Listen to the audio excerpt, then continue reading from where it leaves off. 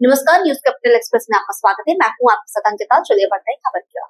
मुख्यमंत्री डॉक्टर मोहन यादव आज जबलपुर प्रवास के दौरान रसल चौक के समीप स्थित श्री स्वामी नारायण मंदिर पहुंचे और यहां गुरु पूजन विधि में शामिल हुए। मुख्यमंत्री ने परब्रह्म भगवान स्वामी नारायण के छठे आध्यात्मिक अनुगामी ब्रह्म स्वरूप महंत स्वामी जी महाराज के चित्र पर पुष्प अर्पित किए और तिलक लगाया।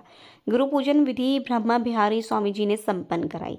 स्वामी नारायण संस्था के वर्तमान प्रमुख और परम ब्रह्म भगवान स्वामी नारायण के छठे आध्यात्मिक अनुगामी ब्रह्म स्वरूप महंत स्वामी जी का जन्म इसी स्थान पर 13 सितंबर 1933 को हुआ था। आज दुनिया भर में उनके हजारों शिष्य हैं। भारत के लिए गौरव की बात है। और गोपाल कृष्ण के बिहारी जी की अलग दुनिया रहती है। मंच से आपकी वाणी की भी लीला देखी हमने और आपकी भावना का भी आनंद लिया। ये वृंदावन बिहारी लाल जिस भी जगह जाएंगे वहां अपनी लीला बिना दिखाए कभी आनंद नहीं आ सकता। उनकी लीला तो माया के रूप में होती है, लेकिन क्या भावनाओं की अभिव्यक्ति हुई। मां नर्मदा का पावन पुनीत तट और इस नगरी की विशेषता महाराज जी क्या अद्भुत होंगे। कई सारे नगर महानगर इस भरत भूमि में सबकी अपनी अपनी महत्ता है, लेकिन जितना भाग्य सब नगरी को दिया उससे थोड़ा ज्यादा भाग्य जबलपुर को दिया, ये पक्की बात है। और इनको प्रत्यक्ष प्रमाण भी देखना हो तो मैं खाली बोलने के लिए नहीं बोल रहा। मां नर्मदा की कृपा से, मां की कृपा अमरकंटक से खंबात की खाड़ी तक जाती और गुजरात को भी समृद्ध करती, मध्य प्रदेश को भी समृद्ध करती, राजस्थान को भी समृद्ध करती। सबके लिए पीने के जल से लेकर के सब प्रकार की व्यवस्था में मां का आशीर्वाद सबको मिलता है। वन्य प्राणी संपदा से लेके जीवन संपदा तक सब धन्य होते, लेकिन मां की कृपा यहाँ ऐसी होती कि काले पत्थरों पर गिरती तो संगमरमर बन जाती। वो केवल जबलपुर में ही हो सकता। भेड़ाघाट की चट्टानें संगमरमर की अपनी कहानी सुनाते हुए जिस आनंद में डुबोती है, ये मां का प्रत्यक्ष प्रमाण जबलपुर में ही दिखता है और कहीं नहीं दिखता है। हम सब जमाने भर के तीर्थ में चले जाए, लेकिन ये जो जबलपुर का आनंद है वाकई अद्भुत है। लेकिन एक और चीज जुड़ी है जो मुझे आबू धाबी जाके मालूम पड़ी कि यहाँ की मां नर्मदा का आशीर्वाद तो मिलता ही मिलता है, लेकिन यहाँ से पैदा होने वाले जन्म पाए हुए महंत स्वामी से भी दुनिया भर में चमत्कार क्या हो सकता है, इसका प्रमाण भी यही मिल रहा है। क्या आनंद आता है। एक से बढ़कर एक आश्चर्य।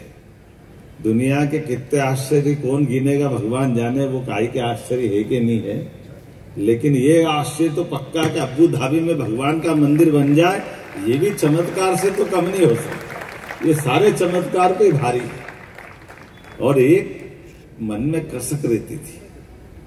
कसक तो क्या बोलना चाहिए, बड़ी धर्मा की मेरी मर्यादा भी आपके सामने बोलने की है। अब थोड़ा संकट है महाराज जी।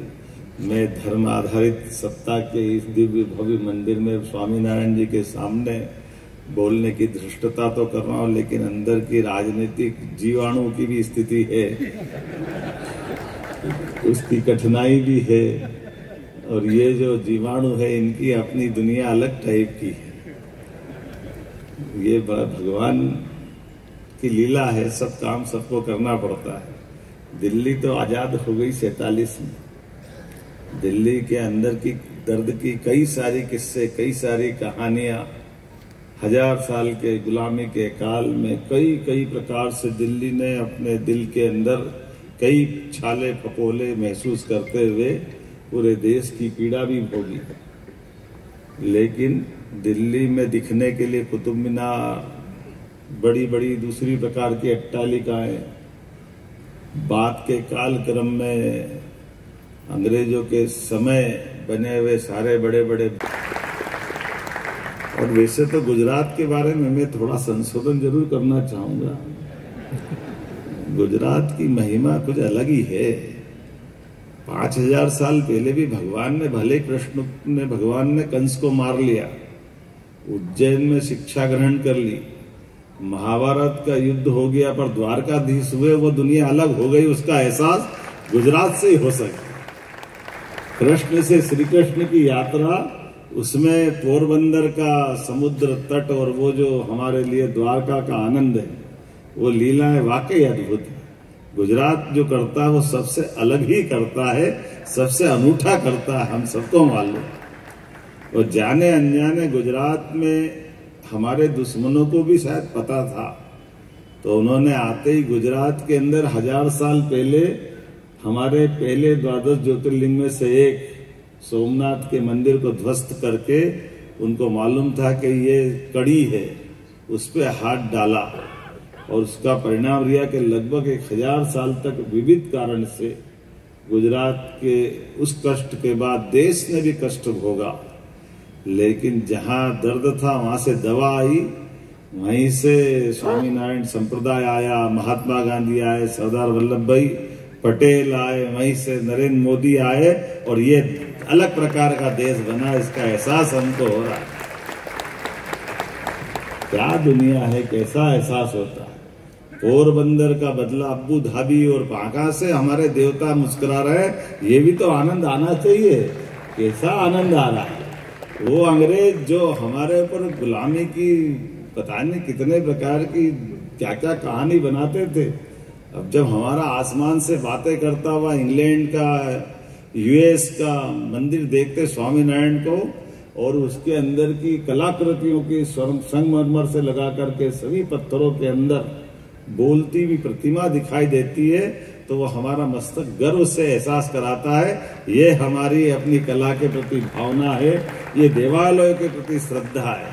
जब जिसकी रचना इतनी सुंदर, वो कितना सुंदर होगा, इसका एहसास हमारे स्वामीनारायण के माध्यम से होता है। ये अंदर की 64 कला, 14 विद्या, चारों वेद, सारे प्राण, इन व्यवस्थाओं के आधार पर जिस दुनिया से आपके माध्यम से प्रारंभ होता है, वास्तव में हमारी ये संस्कृति अद्भुत है, सनातन संस्कृति, जिसके माध्यम से हमको कदम कदम पर वो सब परिलक्षित होता दिखाई देता है, जिसके कारण से सदैव दुनिया हमारी तरफ लालायित होती है, आकर्षित होती है। इसीलिए भारत को सदैव विश्व गुरु के नाते से लोग जानते हैं, और विश्व गुरु कोई शिक्षक को गुरु की उपाधि देकर बनाने वाली पद्धति नहीं है।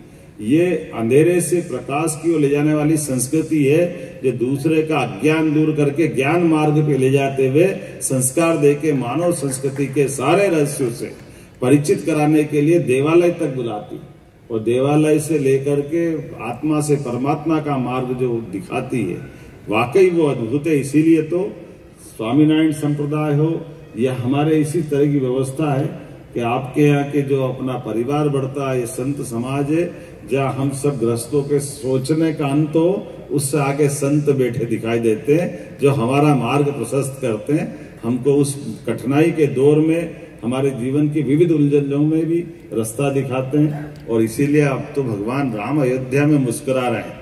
तो मैं अपने कई बार मन से मैं अपने मित्रों से मजाक करता रहता हूँ, महाराज जी कुछ प्रश्न पूछता रहता हूँ, तो हमने कहा भगवान राम की रामायण और भगवान श्री राम के बनने की यात्रा में सबसे बड़ी भूमिका कहाँ है।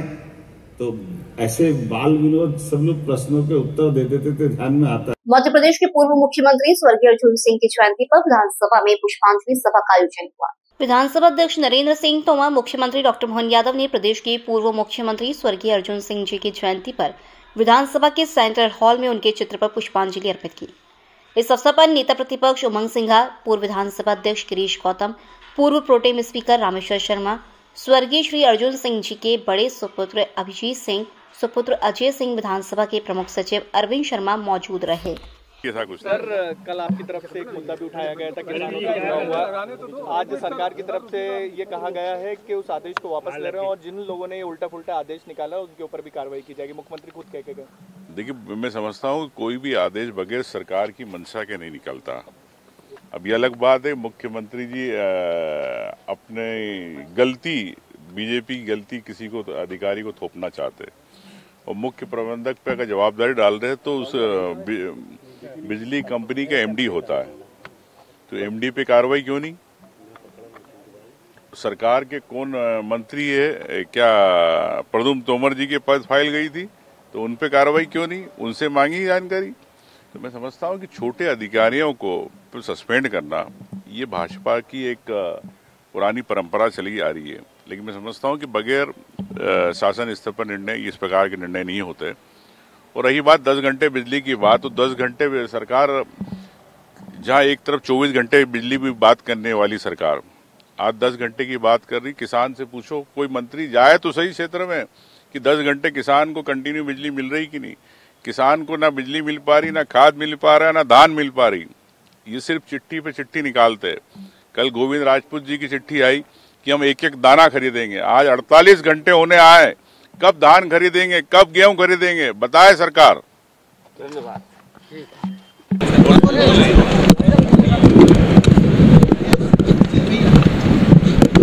दाऊद साहब की पुण्यतिथि पर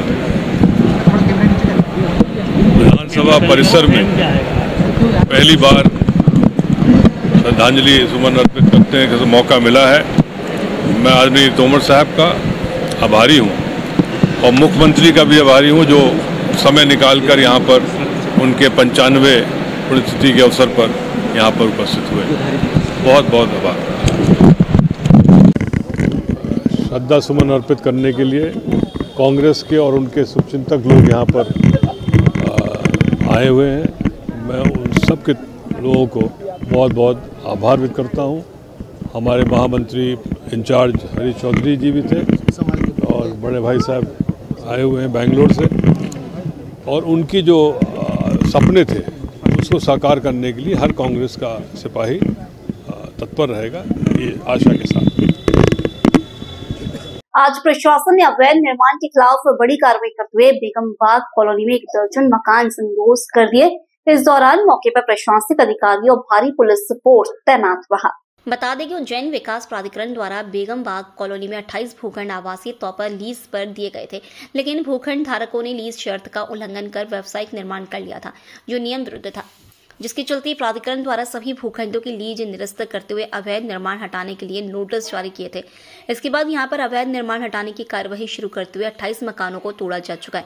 आज फिर यहां पर मोहन सरकार का बुलडोजर गरजा। सुबह प्रशासनिक अधिकारियों की टीम मौके पर पहुंची और अवैध निर्माण हटाने की कार्यवाही शुरू की। इस दौरान जेसीबी और पोकलेन की मदद से 1 दर्जन मकानों को तोड़ा गया। कार्यवाही के दौरान यहां पर 100 से अधिक पुलिस अधिकारी और जवान के अलावा इतना ही प्रशासनिक अमला भी तैनात रहा।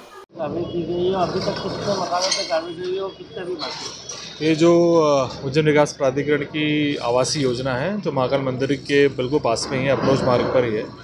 इसमें पूर्व में यहाँ की जो 28 लीज निरस्त की गई थी, जिसमें लगभग 65 के आसपास निर्माण थे। आज उन्हीं निर्माणों में से 12 निर्माणों को जिला प्रशासन, पुलिस प्रशासन और नगर निगम की टीम की उपस्थिति में हटाया जा रहा है। निर्माण जब हट जाएंगे तो जो भूखंड है, भूमि है, वो उस पर उज्जैन विकास प्राधिकरण कब्जा प्राप्त किया जाएगा। पूर्व में ही ऐसे 3 कार्रवाई की गई हैं और लगभग 26 निर्माणों को हटाया गया है और सभी भूखंडों पर विकास प्राधिकरण के द्वारा कब्जा प्राप्त किया गया है। अभी कितने मकान? आज 12 जो भूखंड है उस पर कार्रवाई की जा रही है। 12 निर्माण पर इनफैक्ट, क्योंकि वो 3 भूखंड पर है, और जो बाकी है जिनकी लीज निरस्त की गई है वो किसी न किसी माननीय न्यायालय में प्रगतिरत है। जब वहाँ से सभी प्रकार के स्थगन हट जाएंगे तो जो नियम बोलते हैं वो नियम के अनुसार कार्रवाई की जाएगी। Thank you.